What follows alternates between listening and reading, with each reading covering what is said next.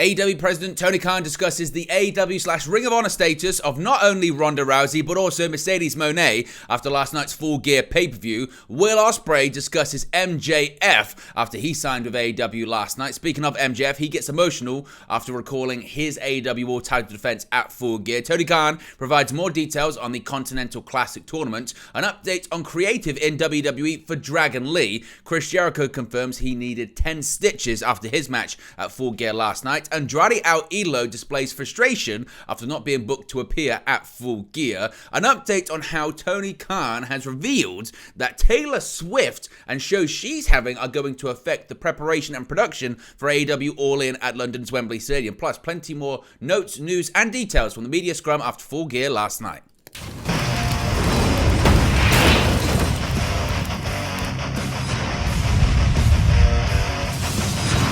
Hey guys, welcome back to Wrestling News 365. Hope everyone is doing very well. As always, there are plenty of news stories to get into in the world of professional wrestling. Let's start off talking about Tony Khan discussing not only the status of Mercedes Mone, but also Ronda Rousey after AEW Full Gear last night. Let's start off talking about Mercedes Mone because AEW President Tony Khan has commented on Mercedes Mone's status, noting that she'd be a great addition to All Elite Wrestling.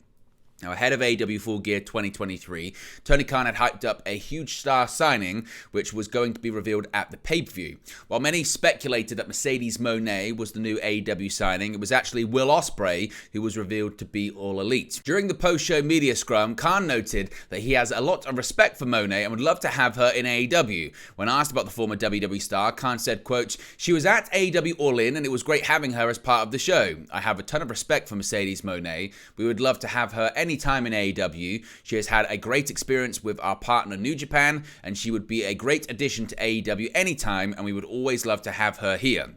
I have a ton of respect for her, and I've had great conversations with her, and I think the world of her." Of course, Mone hasn't wrestled since suffering an ankle injury during her New Japan Strong Women's title match against Willow Nightingale at New Japan Strong Resurgence back in May. Now, another person who's been rumored to possibly becoming All Elite, another former WWE female superstar, is Ronda Rousey, and Tony Khan answered questions regarding Rousey at the AEW Full Gear media scrum on Saturday. Rousey wrestled an unadvertised match at the Ring of Honor taping from the Kia Forum on Friday night. She teamed with her longtime friend and training partner Marina Shafir in a match that will air on Honor Club at a later date. When asked about Rousey's status with the company, Khan said she's not signed, but they would love to have her back anytime. He said, quote, "She's not signed, but we had a great conversation. It came about, of course, there was some unfinished business. They had that match, and I thought it would be great for our fans to settle it in the ring," Khan said. At the Wrestling Revolver show, they had the tag match, and to be honest, I'd spoken to them and I thought it would be great to have a match and build some interest and then have the story come back to Ring of Honor, where Athena is the Ring of Honor Women's World Champion, Billy Starks is her minion. There is a lot of interest in that. Ronda was happy to come here and she was great. The crowd was really excited to see her and it was a great match. We'd love to have her back sometime. She is local, she lives nearby, and that really helped make it possible, so anytime it's convenient, we'd love to have her back because she was tremendous. It was a great match, and if people want to see it, check out Ring of Honor, Khan continued. Now, Rousey's status was also addressed on today's edition of the Wrestling Observer radio show by Dave Meltzer and Brian Alvarez. Quote, "With Ronda, it's a one-shot deal. Obviously, if Ronda wants to work more, they will use her anytime. She was doing a favor to help Marina," said Dave Meltzer. However, Meltzer emphasized that while Rousey could work matches from time to time, she is likely not going to commit to a regular schedule. Quote, "There is a reason that Ronda wanted to finish. It's a family reason," Meltzer continued. "These shows that she's worked have all been in Los Angeles. They've been all to team with Marina, so it's a night out for fun for her. It's not like she's on the road or anything like that. She didn't leave WWE to go to AEW. Stranger things have happened, but certainly the idea when she left WWE was that she was done with wrestling and she's moving on to the next stage in her life," end quote. So both as of right now are not All Elite, but you never know what could happen in the future. Let me know your thoughts about that. Would you like to see Mercedes Mone and Ronda Rousey more permanently members of the AEW roster? Now, the big signing last night indeed was Will Osprey, and he's commented on wanting to face MJF in the future. Of course, Will Osprey is officially All Elite after he was unveiled by Tony Khan as the latest signing at Full Gear last night. He got the chance to address his future plans after the event during the Full Gear media scrum, naming Andrade and Miro as potential matchups he'd like. He also said he wants a rubber match with Kenny Omega, continuing from their bouts at New Japan Wrestle Kingdom 17 and also the Forbidden Door pay-per-view earlier this year. Osprey then set his sights towards the reigning AEW World Champion MJF, who he admitted he has always supported from a spectator standpoint. However, he has issues with MJF's catchphrase, in which he refers to himself as better than everyone else. Quote, "As I keep saying, man, I love watching MJF. I like the idea of facing him, but I want to see when he says his catchphrase. I want him to look me in the eye, bruv. Are you an effing liar? I think you are, mate." Now, elsewhere, Osprey wants to renew a rivalry with another New Japan Pro Wrestling alumni, that being Jay White. He said, quote, "I'd love to do Jay," he said. "Like, I don't think we've really got our singles match over in New Japan, like the defining one. Especially because when we did my one, I think we were still trying to find out who we were. We both know who we are now, and obviously, I'm here for a reason, man. I'm here to go straight to the top." Now, Osprey signing with AEW wasn't entirely unexpected, with his New Japan contract due to expire after an 8-year tenure. It was clear he was bound for a top US promotion. He had also been involved with Khan's promotion various times throughout 2023. Joining the Don Callis stable, defeating Chris Jericho All In at London's Wembley Stadium, and later teaming with Sammy Guevara and Konosuke Takeshita to defeat Kenny Omega and Kota Ibushi along with Jericho at Wrestle Dream back in October. But now Osprey is All Elite. Now, MJF, as I spoke about, is one person who is, I guess, being hunted down by several people. He got quite emotional at the Full Gear post-show media scrum last night. Fresh off his heroic performance against Jay White at last night's Full Gear pay-per-view, AEW World Champion MJF burst into tears during the post-event media scrum while dedicating the match to a departed family member. An emotional MJF revealed that this past week marked the 3-year anniversary of the passing of his late grandfather, and that he drew inspiration from his beloved Popper while battling through injury. Quote, "He was one of the few people in my life that really cared about me, and there weren't a lot," MJF said of his late grandfather. "He taught me how to be a man, he taught me how to be a leader, he taught me how to be brave. So when I had moments in that match where I wanted to quit, I just thought about my Popper, and it helped me get through it." MJF also gave a shout out to his tag team partner Adam Cole for being by his side during the match despite battling an injury of his own. He said, quote, "So I dedicated that match to Popper Starlight and also my best effing friend who literally had no right to get on a plane and travel literally across the country just to be in my corner." MJF proceeded to refer to Cole as the best human being I've ever met in my life, revealing the two have remained in constant touch throughout Cole's injury hiatus. Quote, "He's just a really good person, and I'm not used to that," an emotional MJF added. "I've only had a couple of people I can count in my hand that I can trust. Papa Stanley is one of them, and Adam Cole is the other." So MJF was very emotional afterwards as well. Now, Tony Khan has provided a ton more new details on the latest tournament in AEW, that being the Continental Classic. Now, the winner of the upcoming AEW Continental Classic tournament will unify the Ring of Honor World Championship and the New Japan Strong Openweight Championship to create the new Continental Championship, AEW CEO Tony Khan confirmed in the post-Full Gear media scrum last night. The announcement came after Eddie Kingston, the current holder of the aforementioned titles, revealed he would be defending his bouts in every match he wrestles as part of the tournament. Quote, "Whoever wins this tournament is going to come away with a very, very prestigious title," Khan said. "And it's actually not just creating more championships in wrestling, it's actually consolidation. But more importantly, it's cooperation. What this Triple Crown means is that the winner of this tournament is going to be creating a championship that's very prestigious and a champion that represents 3 different companies." Khan further revealed that the new Triple Crown champion will defend his title across all 3 promotions, AEW, Ring of Honor, and New Japan Pro Wrestling, at various venues across the year. The AEW boss also noted that the tournament will be an annual affair, and the reigning Continental champion will re-enter the tournament in 2024. Quote, "Whoever is the champion this time next year will have another huge field to participate in," Khan added. Besides Kingston, other names confirmed for the inaugural Continental Classic tournament include Mark Briscoe, Andrade Idolo, and Bryan Danielson. The remaining 8 participants in the 12-man tournament will be announced on this week's AEW programming, beginning with Wednesday's AEW Dynamite.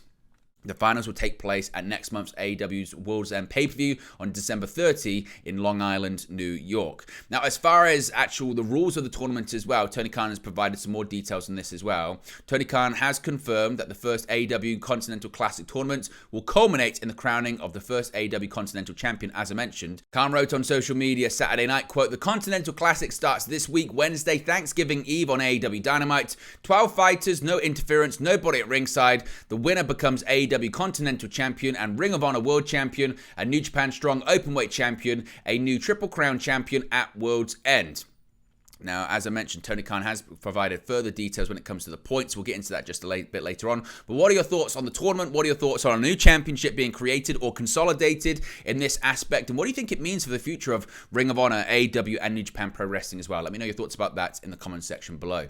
Now, let's talk about WWE very briefly here, because there's some new details on creative plans for Dragon Lee. Now, with WWE presenting Dragon Lee as a star after announcing his signing in December of 2022, the Luchador is now making a name for himself on SmackDown. Lee got a major opportunity to show off his skills on the November 16 episode, during which he defeated NXT's Axiom in a special showcase match. Speaking on Wrestling Observer Radio, Dave Meltzer revealed that WWE has plans for a program which will see Rey Mysterio endorse Dragon Lee as a future star. Meltzer noted, quote, "Dragon Lee's in a program that's coming up that's designed for him to become essentially something with Rey." Well, it's not against Rey. The idea is for Rey to endorse this guy as the future. Of course, Mysterio is currently out of action and set to be out of action for 6 to 8 weeks following an operation he had following his beatdown angle with Santos Escobar on SmackDown. But what are your thoughts on Dragon Lee? Do you think he could be the future star for WWE and the heir apparent to Rey Mysterio? Or are they going to circle back to Mysterio as they continue to do? Now, Chris Jericho has revealed after Full Gear last night he actually had to get some stitches. AEW star Chris Jericho revealed he needed 10 stitches after the AEW Full Gear pay-per-view, as he revealed in the post-show media scrum. Appearing at the scrum, Jericho confirmed that he received 10 stitches, quotes, from the stairs during the match where the Golden Jets took on the Young Bucks. Elsewhere, in the post-show media scrum, Jericho noted that Omega wasn't present since he went home to be with his cat, who was sick. Obviously, wish Kenny Omega and Chris Jericho the best. Now, when it comes to Chris Jericho, he did actually speak about Will Osprey and the signing that AEW made of securing the aerial assassin to a contract. Chris Jericho addressed AEW signing of Osprey, recalling a conversation they had on the phone previously, also noting that Will has had one of the greatest career years of all time in 2023. He said, quote, "I'm really excited and glad that Will signed with us. I was kind of hoping he was going to. We had been talking about it. I talked to Will on the phone about it maybe a year and a half ago, 2 years ago. The Wembley match we had is one of my favorite matches of the year and one of the best matches on the show, if not the best match. That's what Will does. I think this is one of the greatest career years for any professional wrestler ever. I think the thing I like about Will is that he's just tapping into that we kind of got into before our match is character.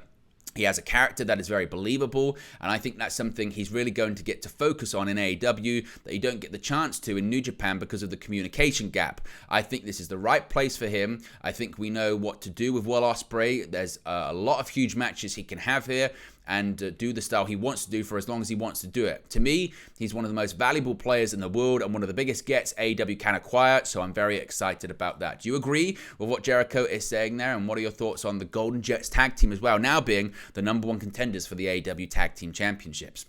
Now, Andrade seemingly displayed some frustration because he was not on AEW Full Gear last night. Andrade El Idolo has seemingly expressed his frustration at his lack of AEW pay-per-view appearances as Full Gear was underway last night. The AEW star has reflected on having very few pay-per-view appearances during his time in Elite Wrestling during last night's show on social media.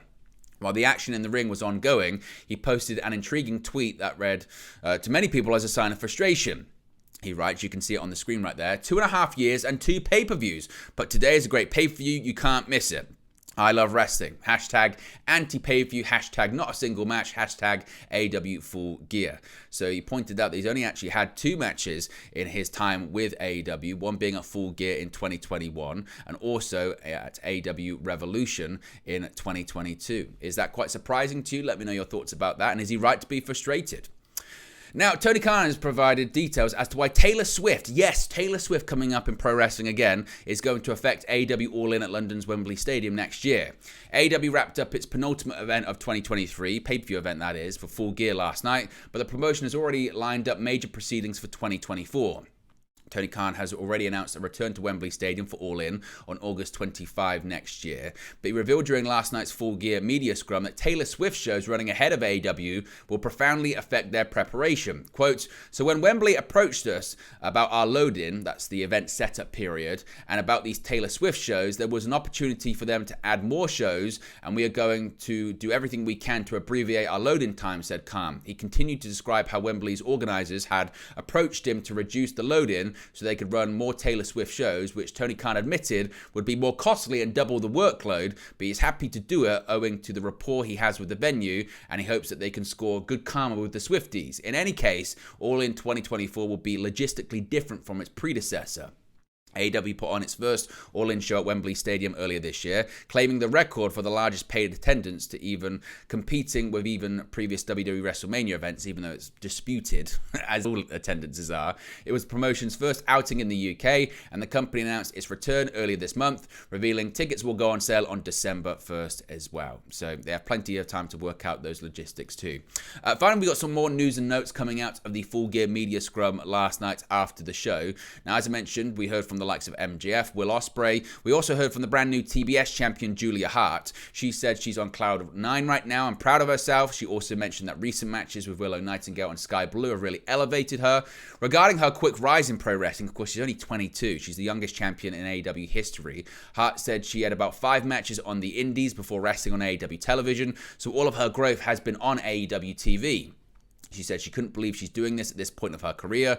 She was negative regarding her previous cheerleading gimmick prior to joining the House of Black, saying she wasn't confident about doing it. Now, as I mentioned, we heard a lot from Chris Jericho, who spoke about the absence of Kenny Omega. He also talked about his match he had against Konosuke Takeshita for DDT. He said that he thinks the world of Takeshita, saying he's so good at such a young age, and also put over the signing of Will Osprey. We also heard from the AEW World Tag Team Champions Ricky Starks and Big Bill after successfully defending their titles in a 4-way ladder match at Full Gear. Both Starks and Bill mentioned they had only met each other recently. Starks emphasized that they are not tag team wrestlers, they are singles wrestlers that are tag team champions. Big Bill opened up about his previous issues with sobriety. He said that he thought he was going to keep living a miserable existence. He credited pro wrestling with helping him become sober. He felt if he could get things together, he could make it back to the top of pro wrestling, and now he's one half of the AEW Tag Team Champions, so he did exactly what he thought he'd do. Tony Khan noted this was the first title Big Bill had held in any company. We also heard from the AEW International Champion Orange Cassidy. He said that beating Jon Moxley was one of his biggest accomplishments, calling Moxley one of the greatest wrestlers ever. He also mentioned defeating Claudio Castagnoli recently. Cassidy said that he draws his own stick figures for his entrance, which you can see as part of the graphics as well. We also heard a lot from Tony Khan, who, as I mentioned several different things, newsworthy notes during the media scrum. At the beginning of the media scrum, Khan noted that the pay-per-view numbers were currently trending higher than the prior month's Wrestle Dream event. He reiterated the rules for the upcoming Continental Classic tournament, saying the scoring system will be 3 points for a win, 1 point for a draw. He compared it to European football. Khan said that the winner of this tournament, as I mentioned, will unify 3 different titles: the Ring of Honor World Championship, the New Japan Strong Openweight title, and the AEW Continental title. He called it the Triple Crown Championship, comparing it to All Japan's Triple Crown title. At the same time, he said he's not creating a new championship, rather consolidating 3 titles. Khan repeatedly said that there would be no interference during the Continental Classic tournament. As I said, he spoke about Ronda Rousey, he spoke about Taylor Swift. He also revealed some details about the attendance last night. He said over 13,000 people were in the building, a Full Gear attendance record. He also spoke about Will Osprey, saying that he'd been talking to Osprey since getting permission from New Japan Pro Wrestling. He thought it would be great if Osprey, if he could keep Osprey in the New Japan/AEW sphere, saying he got the deal done this week. Now, he didn't give a firm date on AEW Revolution just yet, but put over Sting and called him one of the greatest people I've ever known or worked with. When it comes to Bryan Danielson and him being involved in the Continental Classic tournament and his recovery, he said that Danielson's injury was not as serious as they thought. Khan thought at one point he thought Danielson would be out for longer, but that doesn't look to be the case. So there's some more details coming from the post-show media scrum last night. But there you go, guys. That's the latest pro wrestling news for you. Be sure to smash the like and the like button. Be sure to subscribe, bottom right-hand corner. As always, let me know your thoughts in the comment section below, and I'll speak to you again very, very soon. Hey guys, thank you for watching, listening, streaming, or however you come across this video today. Be sure to click on the video on the right there to watch our next video, or click the bottom there to subscribe, or the bottom right hand corner. Thank you very much, and I'll speak to you again very soon.